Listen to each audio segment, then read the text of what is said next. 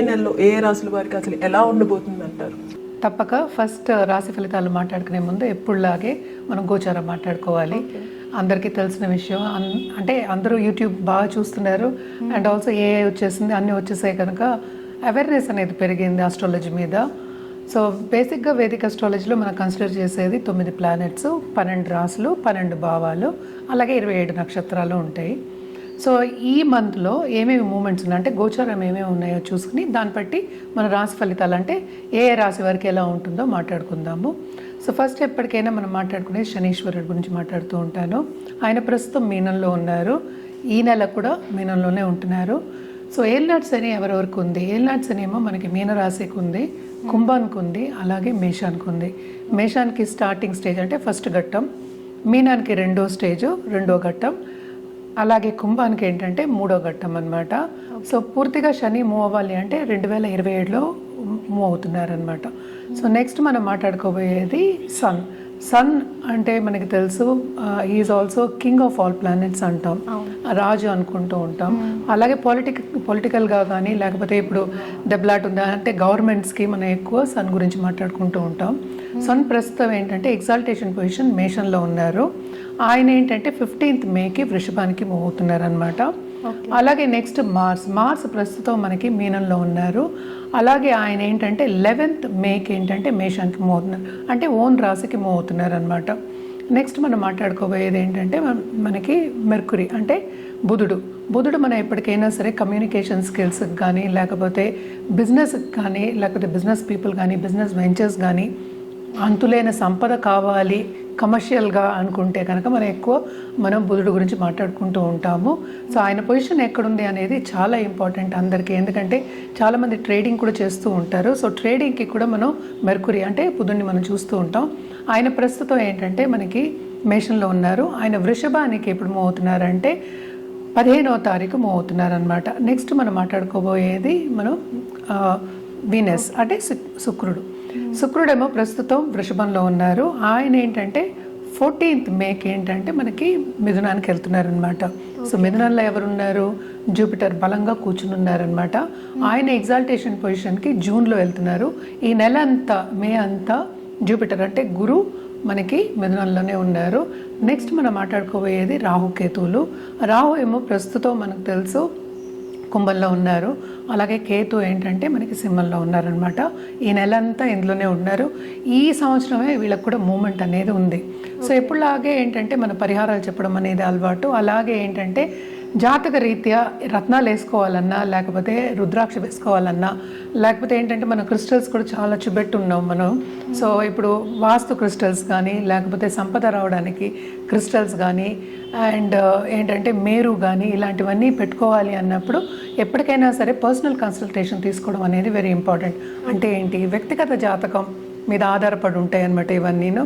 So వ్యక్తిగత జాతకం పరిశీలించుకున్న తర్వాత ఒక రత్నం కానీ లేకపోతే లెట్స్ ఏ రుద్రాక్ష కానీ లేకపోతే ఏదో ఒకటి ఇప్పుడు మనం ఇవ్వడం అనేది జరుగుతుంది. అలాగే పూజలు చేయించడం కూడా మనం చేయించి ఇవ్వగలం. అంటే జపాలు చెప్తూ ఉంటాము, ఏ పూజలు దేనికి చేయాలి, ఎందుకంటే ఇవంతా ప్లానటరీ ఎనర్జీని బ్యాలెన్స్ చేయడానికి మనం చెప్తూ ఉంటాం అనమాట. సో ఏ పూజలు చేయాలి, ఏ జపాలు చేయాలి, అదంతా వ్యక్తిగత జాతకం మీద ఆధారపడి ఉంటుంది. మనం ఇప్పుడు మాట్లాడుకునేది రాశి వారీగా జనరల్గా మనం మాట్లాడుకుంటున్నాం, అందరికీ తెలిసిన విషయమే. అలాగే చాలామందికి ఏంటంటే డౌట్ ఉంటూ ఉంటుందన్నమాట, ఈ నక్షత్రంలో నేను పుట్టాను, నాకు పేరు కూడా ఈ అక్షరంలో రావాలి. కొంతమంది ఏం చేస్తారంటే నా పేరు ఇది, నా నక్షత్రం ఏంటని అడుగుతారు రివర్స్. సో నేనంటే మీ నక్షత్రం తెలియకుండా పేరు ఎలా పెట్టారు మీ పేరెంట్స్, సో నక్షత్రం తప్పు కదా మరి అంట.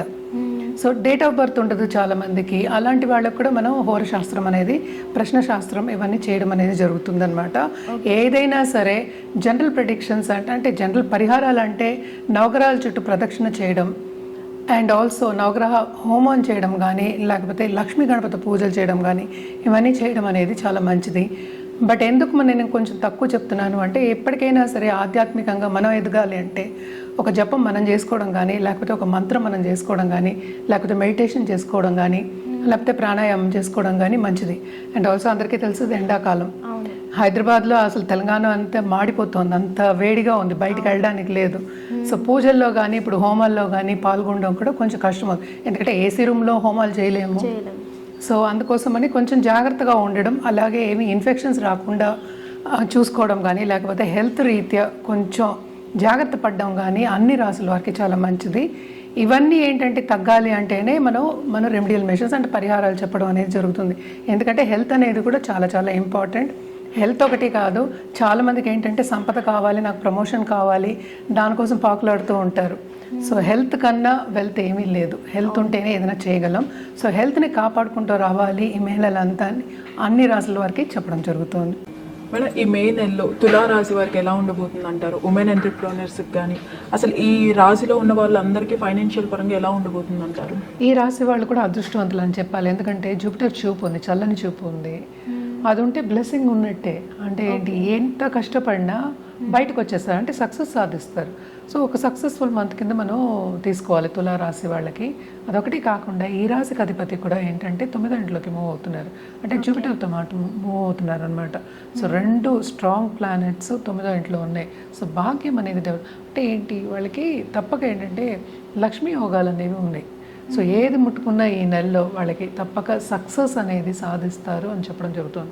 ఫైనాన్షియల్ పరంగా కూడా తప్పక లక్ష్మీ కటాక్షం ఉంటుంది. అందుకని ఎవరి పరిస్థితిని బట్టి మనం చెప్పుకోవాలి. ఎందుకంటే ఎవరో ఒక ₹1,00,000 ఎర్న్ చేసే వాళ్ళకి ₹1,00,00,000 వస్తుందని చెప్పలేము.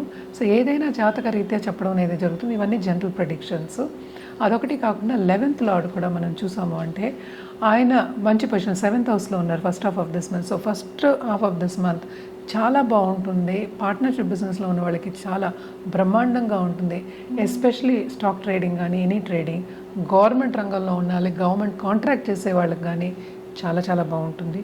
అలాగే పాలిటీషియన్స్ కానీ, లేకపోతే పొలిటికల్గా గ్రోత్ కావాలి అనుకున్న వాళ్ళకి తప్పక సాధిస్తారు వాళ్ళు అనుకున్నది. ఆ దశలో నడవడం అనేది జరుగుతుందన్నమాట. అలాగే హెల్త్ రీత్యా మనం చూసాము అంటే కూడా కొంతవరకు వీళ్ళకి బాగానే ఉంటుందని చెప్పాలి. అదొకటి కాకుండా second half of this month Mars అంటే సెకండ్ లార్డ్ కూడా మనకి 7th హౌస్కి మూవ్ అవుతున్నారు. ఇప్పుడు ఆయన 6thలో ఉన్నారు. 6th సంచారం కూడా మంచిదే, 7th సంచారం ఇంకా మంచిదన్నమాట. సో పార్ట్నర్షిప్ బిజినెస్లో ఉన్న వాళ్ళకి తప్పక బ్రహ్మాండంగా ఉంటుంది. కొత్త పార్ట్నర్స్ వచ్చే సూచనలు, అలాగే కొత్త బిజినెస్లు వచ్చే సూచనలు, ఆ దిశలో నడవడం అంటే చురుగ్గా ముందుకెళ్ళడం అనేది మనకు కనిపిస్తుంది అనమాట. అలాగే వీళ్ళు చేసే పనిలో కూడా మన్నన పొందడం, పైవాళ్ళ మన్నన పొందడం మనకి బాగా కనిపిస్తోంది. చాలా బాగుంటుంది.